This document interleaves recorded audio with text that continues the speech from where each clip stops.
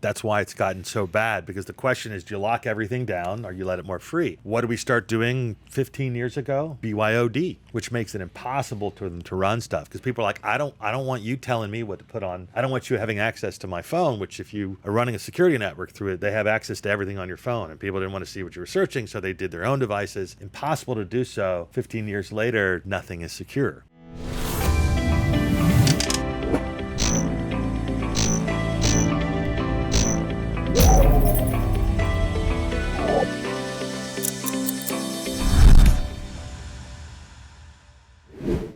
So let's talk about this big security leak today. So if you're talking, if it was one password for one unique individual, which I don't think it is, half the world's usernames and passwords were leaked today. About 3.5 billion usernames and passwords. In all fairness, like 500 million of those are password or 1, 2, 3, 4. So.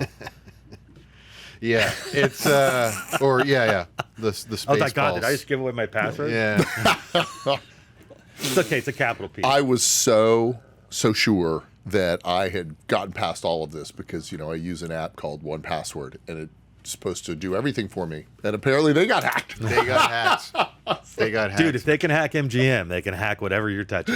Yeah. Right. So this is what I was kind of like why I brought it up, because it's not like a big deal that something got hacked. Something gets hacked every 25 seconds. But we talked the last week or 2 weeks ago when Dina was here about the company that you put the social security number on the side of the billboard, and you were asking. Oh, sure, yeah, like LifeLock or one of those types of. And you were asking me like, does that work? And we got into the Experian thing. Experian had gotten hacked. Sure. And everybody's personal data got leaked from Experian. Mm-hmm. And this situation is very similar. This was a security firm that got hacked. These were databases of previously known and some of them unknown leaks that they use these internal databases to check to see, like you can log in and put your email address in and see, have I been hacked or not?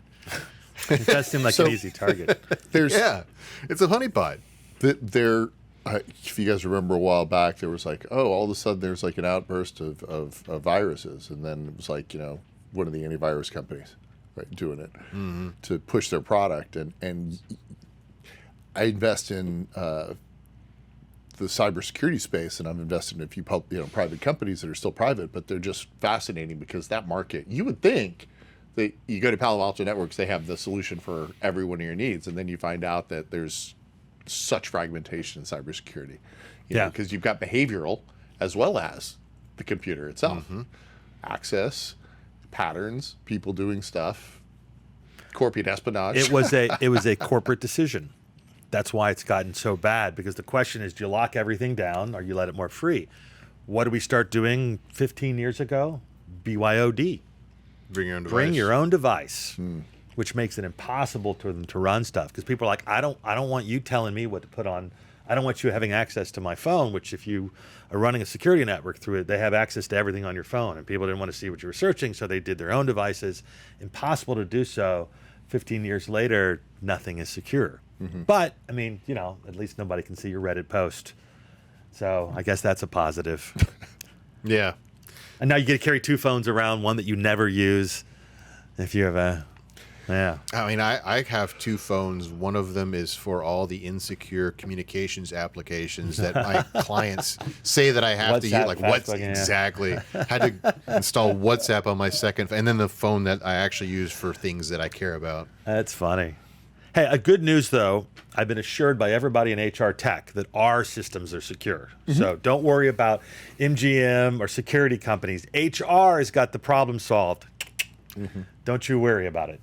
It's like, let me guess, they do it by running everything on Windows 95 because they're about 10, 15 years behind, and nobody makes viruses for Windows 95 anymore. It might be Foxpro, the Foxpro database. I'm sure there's something in the Cryptonomicon. I'm sure there's something in there. Hey, thanks for watching The Merge. We've got a ton more stuff for you to watch on YouTube, on Instagram, on TikTok, everywhere. Check us out.